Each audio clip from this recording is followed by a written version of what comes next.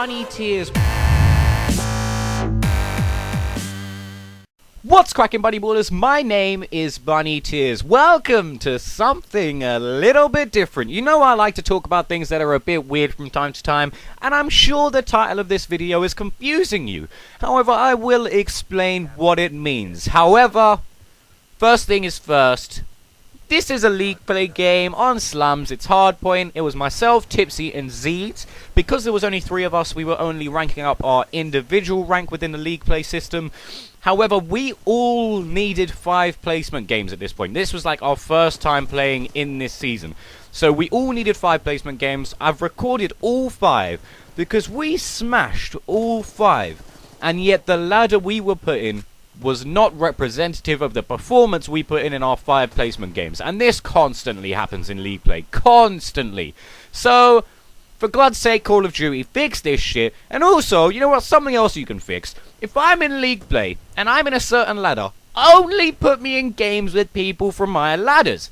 Don't put me in with Masters when I'm a Silver, because that doesn't make any sense. The whole point of League Play is supposed to be that you play people on your own level, so fix that shit. I'm sick of it. I don't think I've ever been in a game of League Play with someone who is less ranked than me, but I'm always in League Plays with people who are higher ranks than me. Sort it out. But anyway, on to the video. Title of this video is Similarities Between the Graffiti World and the YouTube World. That sounds like a very, very random topic for a commentary, and to be fair, it is. But I'll explain what I mean by that now.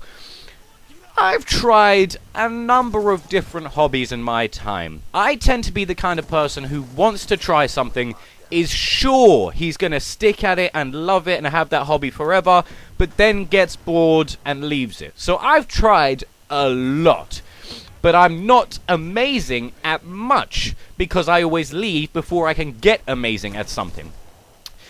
There are two main things that I've done as a hobby that I've actually loved so much that I've stuck with them since the day I started until now. Those 2 things are YouTube and graffiti. Now, I'll probably put a picture on the screen of some kind of graffiti thing.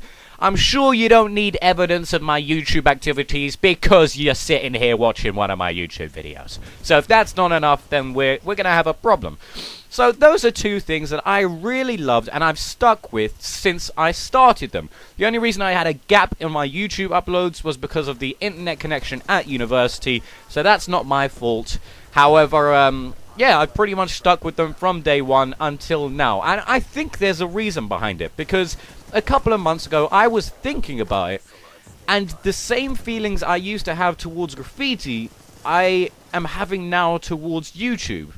And that is that both seem to be like the purest form of getting your content out there and just having brutally honest feedback from anyone who sees it. Because in both the graffiti world and the YouTube world, people only judge you. The only piece of information they have about you is the content you release. That's it. So they only judge you on the content that you're releasing, whether it be YouTube videos or whether it be graffiti art pieces on the street. That's the only thing they know about you, and that means that you can really stand behind your art and just either earn the respect that like you deserve for being good as a graffiti artist or as a YouTuber, or get the feedback that you need to improve as a graffiti artist or a YouTuber. Now, this might not seem like a huge thing to many of you, but there are a lot of people out there who aren't, I don't know, aren't very good at face-to-face when it comes to building relationships. So either the way they look or act or things like that just automatically make people judge them based on those things. So let's say, just as an example, there is a really, really ugly guy with like half a face, but he's the nicest guy in the world.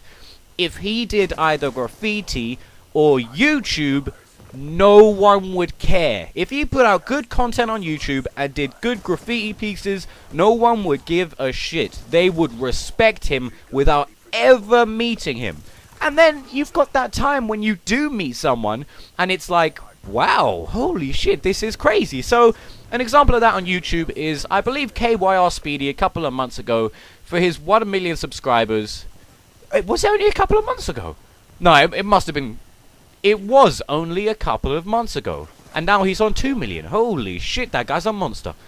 So yeah, for his 1 million subscriber video, he showed his face for the first time. And what I am pretty sure everyone thought the exact same thing. Everyone sat there and thought, wow, that is not what I expected. That is not what I expected. To the extent that we all recognized his voice so much, it looked like it was dubbed. It looked like he had just recorded him just opening his mouth and then put KOR Speedy's voice over the top of it. But that wasn't the case. It was actually him. And the same thing happens with graffiti. I will know 150 different graffiti artists. I will have my favorite graffiti artists. I'll have my least favorite graffiti artists. And I've never met any of them. I don't know what any of them look like. And when you do meet them, it's the exact same thing. It's a bit like, really? Wow, that's not what I expected. Why is that? Why is it that we always end up saying that's not what we expected? Because how the hell are you going to know what to expect? I mean, there's no way to just imagine someone's exact likeness or attitude in your head before you've met them. There's too many options, too many possibilities. So I think that's mainly the reason why I'm into graffiti and YouTube. Because as a kid, I was a bit shy, I was really small, and so I had no way to have kind of an art form that would instantly be respected. But when I started graffiti, because I started graffiti before YouTube, I realized that people would only judge you on the work you did. They didn't know you, they hadn't met you, but when they did meet you, if they respected the work you did, they gave you respect immediately in real life, no matter what you looked like, no matter how you talked, no matter where you were from. If they liked your work, they would immediately give you respect the first time they met you, which I thought was very, very impressive. And it's the same thing with YouTube. If people like your content, they don't give a fuck what you look like. They really don't. I mean, look at Wings of Redemption. Yeah, the guy gets a lot of hate, but he gets a lot of positive feedback as well. And I mean, if you met Wings of Redemption in real life, you might not think, this guy, I love this guy, I love everything about this guy, because he's from the South in America, he's a bit big, but these two things are the purest forms of giving feedback and putting your artwork out there in the world, in my opinion.